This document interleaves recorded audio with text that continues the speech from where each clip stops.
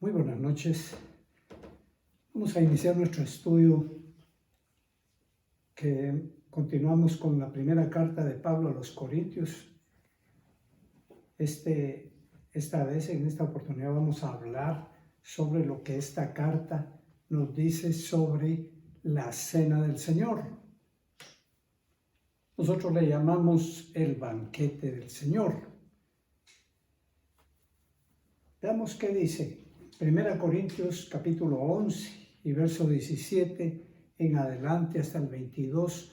En primer lugar, nos habla de la crítica que hace el apóstol Pablo porque los de la iglesia de Corinto estaban adulterando o cambiando verdaderamente este mandamiento de Dios, este mandato de Dios para celebrar y conmemorar su muerte en la cruz. ¿Qué estaban haciendo ellos? Ellos estaban reuniendo como una especie de tipo convivio, comían y cada uno llevaba sus alimentos y unos comían bastante y dice, y hasta se embriagaban y otros no tenían nada que llevar para comer.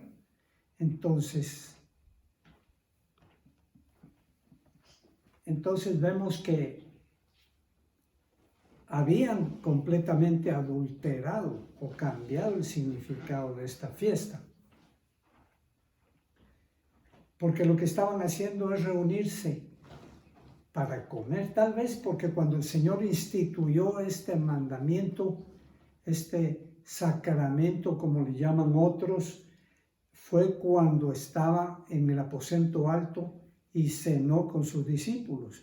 Y mientras comían, dice, o sea que no solo comieron el pan y bebieron la copa, compartieron la copa, sino que habían cenado antes. Entonces, con base en esto, seguramente ellos estaban haciendo también una combinación de un convivio y de compartir la cena del Señor. Pero Pablo se los critica por eso, porque era para mal y para lo peor, dice, porque indudablemente no se puede reunir un grupo, como en este caso la iglesia, y cada uno comer lo que lleva y humillar en esa forma, avergonzar a aquellos que no tienen, mientras que otros se daban las grandes comilones. Bueno, dejemos eso. Luego entonces Pablo pasa en el verso 23 del capítulo 11 a describir específicamente cuál era el mandato de Dios. Dice, porque yo recibí del Señor. Y veamos que Pablo lo recibió del Señor sin haber sido de los apóstoles que anduvieron con el Señor y que estuvieran cenando esa última noche con el Señor Jesucristo.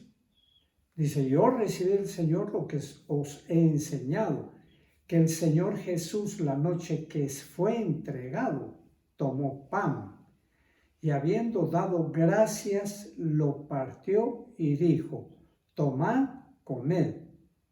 Esto es mi cuerpo que por vosotros es partido. Haced esto en memoria de mí.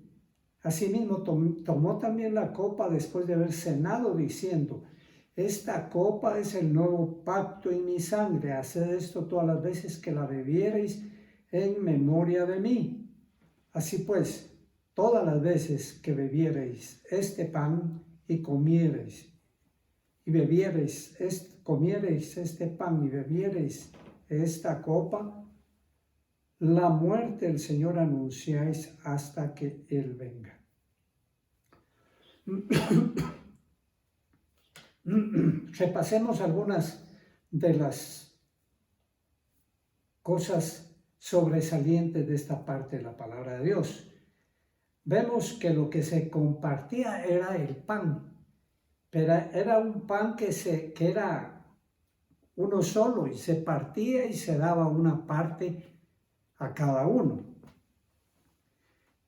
Y la copa también era una copa de vino y que se repartía un sorbo a cada uno. En esta forma fue establecido.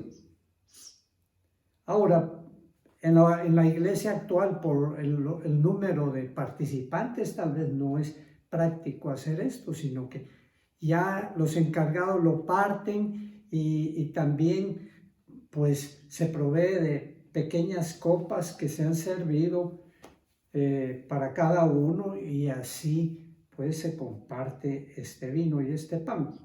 Pero vamos al significado, que es lo más importante.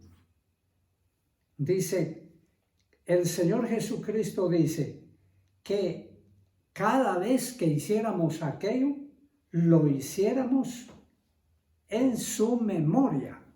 Y esto es lo esencial de todo esto, que nosotros constantemente y periódicamente como iglesia debemos de recordar lo que el Señor Jesucristo hizo en la cruz del Calvario por nosotros. Eso es algo grande, glorioso, que nos pasó de muerte a vida, nos pasó de estar condenados a ser de Dios, salvados eternamente. Entonces, ¿cómo no vamos a recordar ese hecho glorioso de nuestro Señor Jesucristo? En memoria de Él. Entonces es que hacemos este recordatorio a través de este pan y este vino. Pero aún hay más también en esta descripción que aquí nos da el Señor. En segundo lugar, entonces dice que nosotros a través de este recordatorio, de esta remembranza, anunciamos la muerte del Señor.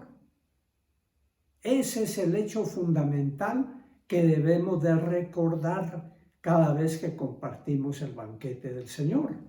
Su muerte, porque a través de su muerte en la cruz y de su sangre derramada en la cruz del Calvario, es que nosotros fuimos redimidos, fuimos comprados por precio de sangre y por precio del cuerpo precioso del Señor Jesucristo crucificado en la cruz. Cuando hacemos así y no nos desviamos a otros temas del Evangelio, va a haber gran bendición. Pero además de esto, especificando un poquito, vamos a ver, dice acá, tomad, comed, esto es mi cuerpo, dice, con el pan. Y dice también, hablando de la copa, es el nuevo pacto en mi sangre. Es decir, es la copa de vino simboliza la copa de la sangre de Cristo, ¿verdad? Como dice 1 Corintios capítulo 10 y verso 16 también, la copa de bendición que bendecimos, dice, no es la comunión de la sangre de Cristo. El pan que partimos no es la comunión del cuerpo de Cristo. Y aquí detengámonos un poquito en lo que esto significa, porque aquí está la esencia de este acto y aquí en estos versos está la espiritualidad de este mandato de Dios, porque no nos debemos de quedar nada más con recordar y con compartir un pedazo de pan y un sorbo de vino, que el pan sigue siendo pan y el vino sigue siendo vino. No es como pues otras doctrinas tergiversaron y dijeron que se transformaba este pan en el cuerpo de Cristo, el verdadero, el real cuerpo de Cristo, y el vino se transformaba en sangre y que entonces se estaba volviendo a tener ahí físicamente la sangre de Cristo. Eso no es lo que enseña la palabra de Dios. Pero tampoco podemos decir fríamente, pues no, es que lo que estoy comiendo es pan y lo que estoy tomando es vino. Porque el Señor, claro, dijo, este es mi cuerpo y esta es mi sangre. Entonces, recordemos, tal vez para asociar estos pensamientos, dice en Juan capítulo 6, Y verso 54 dice, el que come mi carne y bebe mi sangre, tiene vida eterna. Pensemos un poquito en esto, en relación con el banquete del Señor. Muchos se fueron cuando oyeron eso, dijeron, nosotros no somos antropófagos para comer carne humana, beber sangre humana. Pero ni siquiera la sangre de los animales le estaba permitido a los judíos. Y cómo ahora se presentaba esta doctrina. Pero el Señor Jesucristo no es que estuviera ofreciendo su sangre, sino que la iba a derramar por todos los pecados del mundo. Y no es que estuviera ofreciendo su carne, vaya, cómete este brazo, cómete tú un pedazo de mi pierna, no, sino que está ofreciendo su cuerpo en sacrificio por los pecados de todos. Pero, ¿qué hicimos cuando recibimos a Cristo? Lo que hicimos fue comer la sangre de Cristo y beber su sangre y comer su cuerpo. Es cierto, simbólicamente y basado en la fe. Es decir, tomamos el sacrificio de Jesucristo como nuestro, su sangre derramada en la cruz como nuestra, en beneficio nuestro, y su cuerpo sacrificado en la cruz. No solo el símbolo, sino que para nosotros eso fue una realidad. Porque el Señor cuando dijo, el que no coma mi carne y beba mi sangre no tiene vida eterna, Él no dijo eso así como una poesía o como una expresión superficial, sino que realmente teníamos que tomar la sangre para nosotros y el cuerpo sacrificado en la cruz para nosotros. Eso fue lo que hicimos. ¿O no hiciste tú eso? Si no hiciste tú eso, es que tú no has recibido a Cristo Jesús, el sacrificio de Cristo para beneficio de tu alma, para que tu alma sea rescatada eternamente de esa condenación. Bueno, entonces ahora pensemos entonces en lo que se refiere a la cena del Señor o el banquete del Señor. Es el mismo caso que cuando el Señor ofreció su sangre y su cuerpo para que lo comiéramos la primera vez y que recibiéramos vida eterna. Ahora, en el recordatorio periódico que hacemos como iglesia, como parte de ese cuerpo de Cristo, Él nos exhorta a que otra vez tomemos su sangre a través de este vino y su cuerpo a través de este pan.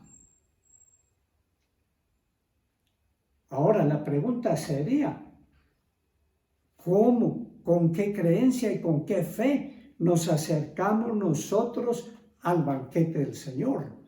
Tomamos el banquete del Señor.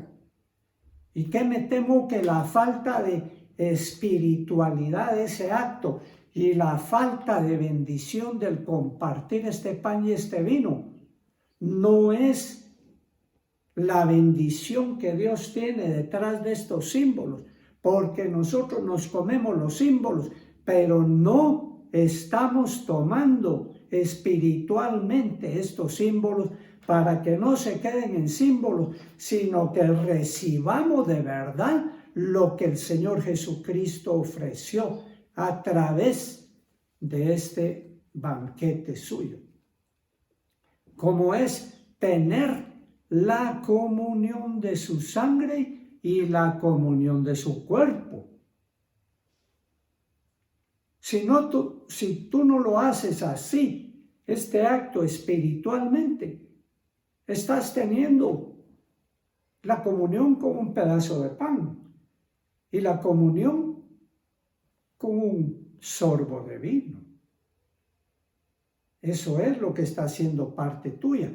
Pero si tú con fe te acercas creyéndole al Señor Jesucristo, que Él dijo, este es mi cuerpo y esta es la sangre del nuevo pacto, la que están bebiendo, entonces vamos a recibir verdaderamente la comunión que Dios ofrece de su sangre por fe y de su cuerpo por fe. Entendimos la diferencia, ¿verdad? Entendemos esa sutil diferencia que hace una diferencia abismal. Es sutil, pero es abismal.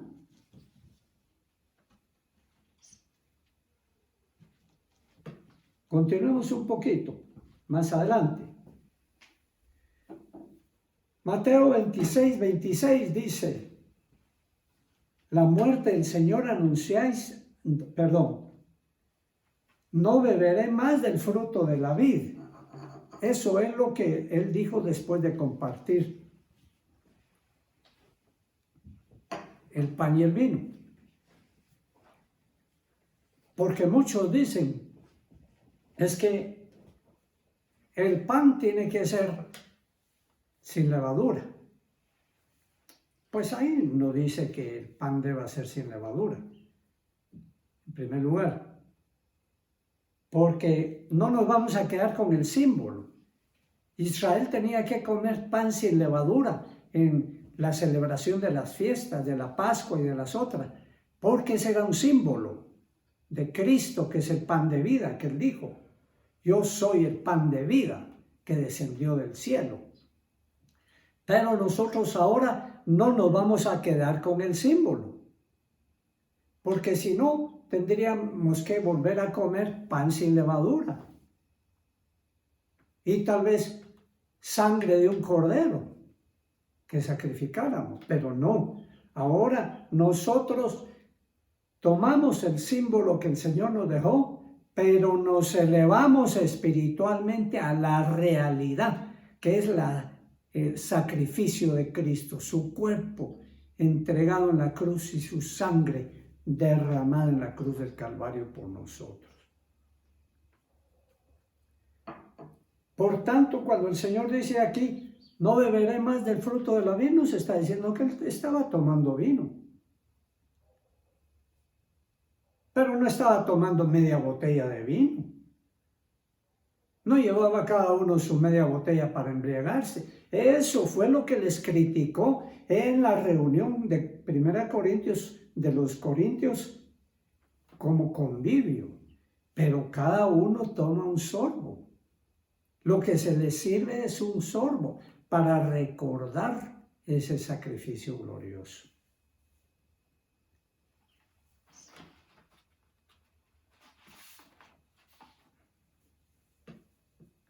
Pasemos a otros aspectos de este banquete. El Señor dice en el verso 27, siempre capítulo 11, de manera que cualquiera que comiere este pan o bebiere esta copa del Señor indignamente será culpado del cuerpo y de la sangre del Señor. Y veamos acá también en conexión con lo que acabamos de explicar. Si fuera solo pan y si fuera solo vino, sin el glorioso significado que el Señor Jesucristo está exponiendo detrás de lo físico. ¿Por qué iba a suceder esto? De que el que comiera aquel pan y aquel vino iba a ser culpado del cuerpo y de la sangre del Señor Jesucristo. Es decir, como que cada uno de nosotros lo hubiera crucificado en la cruz. ¿Por qué? ¿Por qué tanta severidad si solo es un pedazo de pan y un sorbo de vino? Porque no es solo eso, sino que la verdadera esencia de este acto, volvemos a decir, la espiritualidad de este acto es profunda porque es la comunión del cuerpo de Cristo y la comunión de la sangre de Cristo. ¿Y a qué se refiere cuando habla que acá indignamente? Pues esto se refiere a tomar la cena del Señor sin haberse arrepentido de los pecados cometidos, sin haber confesado los pecados que hayamos cometido. ¿Confesó usted sus pecados cuando se convirtió? Siguió confesando los pecados que el Señor le recordó de su vida pasada. Siguió confesando los que iba cometiendo a diario. Está bien, pero si se le han acumulado desde que usted recibió a Cristo, o desde la semana pasada, o desde el año pasado, o desde que era joven, caramba, yo no sé cómo está todavía usted vivo. Ya el Señor lo debió de haber recogido. Entonces se refiere a estar limpio, a estar a cuentas con el Señor, porque el Señor dice que si hemos cometido pecado, abogado tenemos delante del Padre al Señor Jesucristo. ¿Y quién con semejante abogado mantiene pecado en su vida? ¿Por qué no correr a que Él interceda por nosotros y arreglar las cosas? Por negligencia, una. O porque amamos el pecado que estamos haciendo, dos. Otra cosa que dice aquí es que comemos, si no, dice, 29, porque el que come y bebe indignamente, y dice, sin discernir el cuerpo del Señor. Y aquí hay otra expresión un poquito difícil a veces, sin discernir el cuerpo del Señor. ¿Qué es discernir? Discernir es entender algo, es conocer algo, es entender en qué estamos.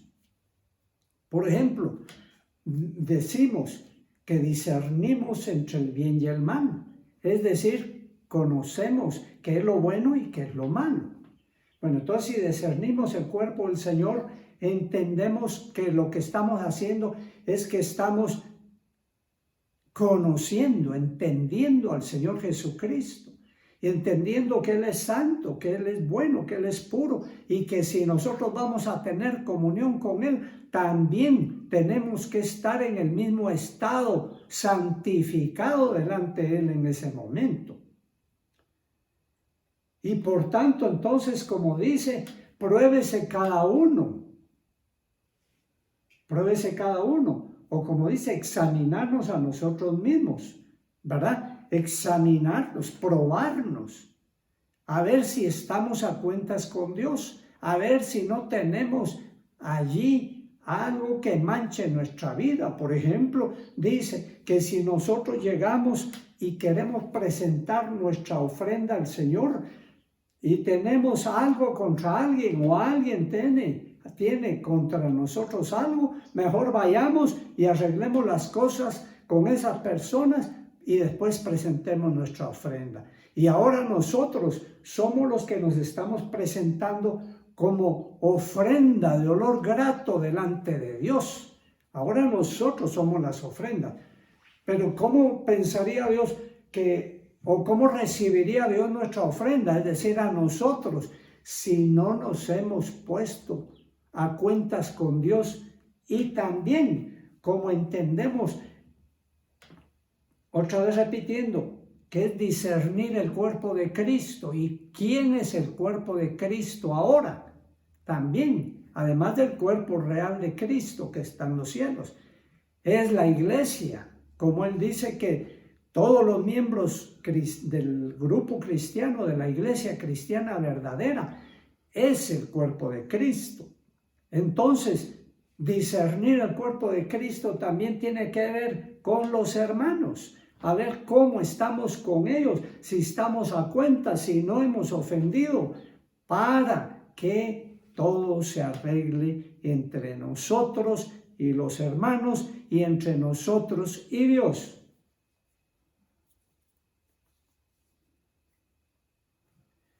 Bueno, luego entonces dice que el que no hace eso, juicio come y bebe para sí. Y otra vez repetimos, es tremendo entonces. Cuando nos acercamos a la mesa del Señor, deberíamos de estar temblando. Deberíamos de estar temblando, porque ¿qué tal si Dios nos encuentra faltos en ese momento, sucios, y comemos juicio? Como dice, por lo cual hay muchos debilitados en medio de vosotros y muchos duermen, es decir, muchos ya murieron. Es severo el castigo. Y si fuera solo el pan, un pan físico, y si fuera un vino físico, que Dios no lo estuviera tomando verdaderamente como Él lo toma, como la sangre de Cristo y como el cuerpo de Cristo sacrificado en la cruz, no estuviera aplicando semejante juicio. ¿No le parece a usted?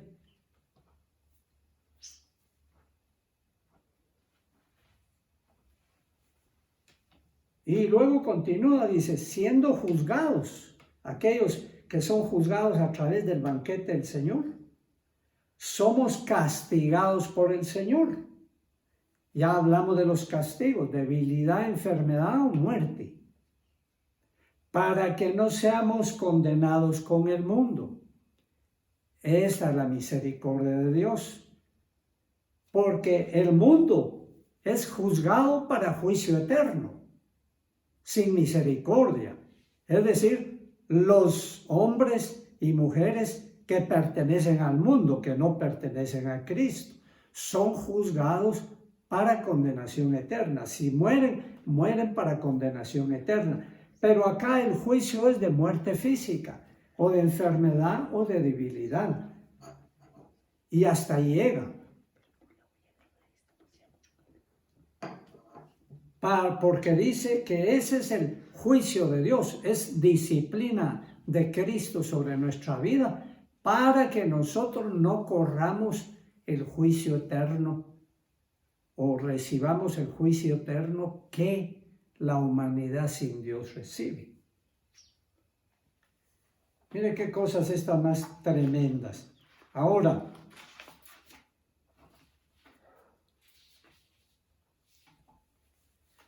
cuando nos acercamos al banquete del Señor, entonces, cuando compartimos este pan y este vino, deberíamos de meditar un poco más. Deberíamos no llegar carnalmente, sino que verdaderamente compenetrados, agradecidos, compungidos por el sacrificio que Cristo hizo por nosotros, agradecidos por lo que Él hizo por nosotros. Y en ese estado de agradecimiento, tomar ese pan y ese vino. Mire que yo a estas alturas he estado en varias iglesias. Y todas, la mayoría le podría decir, compartiendo el banquete del Señor, se quedan en el atrio. No penetran al lugar santo, mucho menos al lugar santísimo, en lo que es esta comunión del cuerpo y de la sangre de Cristo. En una de esas iglesias vi una vez la reverencia, la espiritualidad al compartir este banquete del Señor. Ninguno estaba viendo si tenía bien hecho el colocho, o si la corbata se le había puesto por un lado, o si los anteojos estaban empañados, qué sé yo, o si alguien lo estaba viendo en su compungimiento y comunión con Dios. Ninguno estaba viendo a nadie. Todos estaban dedicados a esa comunión con Dios. Y fue glorioso. La presencia de Dios, la administración del Espíritu Santo, el compungimiento del pecado que pesa sobre nosotros fue tal que todos estaban en el piso adorando a Dios. Fue glorioso. Y ojalá entendamos lo que Dios nos enseña a través de esta palabra, para que no nos quedemos afuera en el atrio, en la búsqueda del Señor. Este es algo glorioso que Dios nos dejó para recordarlo a Él en su sacrificio, pero más también para tener esa comunión del cuerpo cuerpo y la sangre de Cristo, no la comunión de un pedazo de pan y un sorbo de vino. Amén. Mediten esto. En nombre de Cristo Jesús, dejemos de hacer estos actos religiosamente. Es una pérdida de tiempo y es una pérdida de bendición de Dios. Acompáñanos en el siguiente estudio.